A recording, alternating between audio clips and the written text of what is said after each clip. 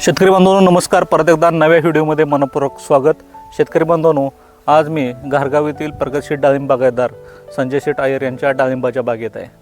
तर शेतकरी बांधवांनो, आज डाळिंबामध्ये मर रोग किंवा तेल्या रोगापेक्षा सुद्धा सेटिंगचे प्रॉब्लेम खूप मोठी समस्या निर्माण झालेली आहे. पण या बागेमध्ये आता पाहू शकताय तुम्ही, पूर्ण बाग मी फिरलो तर कुठल्याही झाडाखाली सिंगल कळी एक सुद्धा कळी ड्रॉप झालेली दिसत नाही.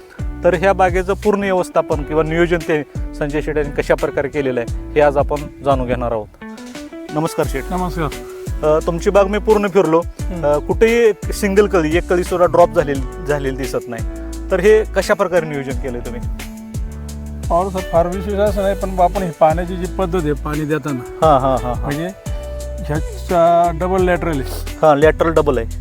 तर त्याला सबमेन सुद्धा डबल आहे. बर म्हणजे एक दिवस मी 3 दिवसांनी पूर्व पश्चिमेची बाजू चालू केली का त्याच्यानंतर 3 दिवसांनी तिकडल्या बाजूला पाणी द्यायचं. बर म्हणजे आता शेतकरी बांधवांनो बघू शकताय तुम्ही या ठिकाणी, ह्या ठिकाणी पाणी चालू आहे. हे तर बघू शकता, इथं पाणी चालू आहे. आता ह्या लेटरला चालू आहे. इकडे तुम्ही 3 दिवसानंतर तिकडे देणार. 3 दिवसांनी म्हणजे आता त्या लेटरला पाणी बंद आहे शेतकरी मित्रांनो, आणि ह्या लेटरला चालू आहे आता. तर म्हणजे 7 दिवसाचा गॅप राहणार आहे तिकडे. हा, तर शेतकरी मित्रांनो, ह्यानं होणार काय, तर तुमचे वापसा चांगला राहणार आहे. आता ह्या लाईनला तुम्हाला दाखवतो. आता ह्या बाजूला तिकडं पाणी चालू आहे आणि इकडं पाणी बंद आहे. तर ह्या ठिकाणी बघा वापसा किती आहे, दाखवा. हो काही जमीन माती अशी भुसभुसते, लाडू होत नाही.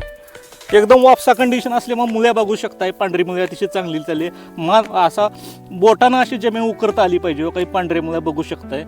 तर शेतकरी मित्रांनो, वापसा स्थिती सेटिंगमध्ये खूप महत्त्वाची आहे. कारण वापसा स्थिती राहिली तर पांढरी मुळी आपली ॲक्टिव्ह राहणार आहे, आणि पांढऱ्या मुळीनं जर ऑक्सिजन घेतला तर अन्ननिर्मिती चांगल्या प्रकारे होणार आहे, आणि अन्ननिर्मिती चांगली झाली तर आपल्याला सेटिंगसुद्धा चांगल्या प्रकारे होणार आहे. तर डाळिंबामध्ये वापसा स्थितीत पाणी देणं आणि मधमाशी ह्या 2 गोष्टी खूप महत्त्वाच्या आहेत. तर अशा प्रकारे आपण नियोजन करायचं आहे आणि आपलं डाळिंब बाग सेटिंग करायची आहे शेतकरी मित्रांनो.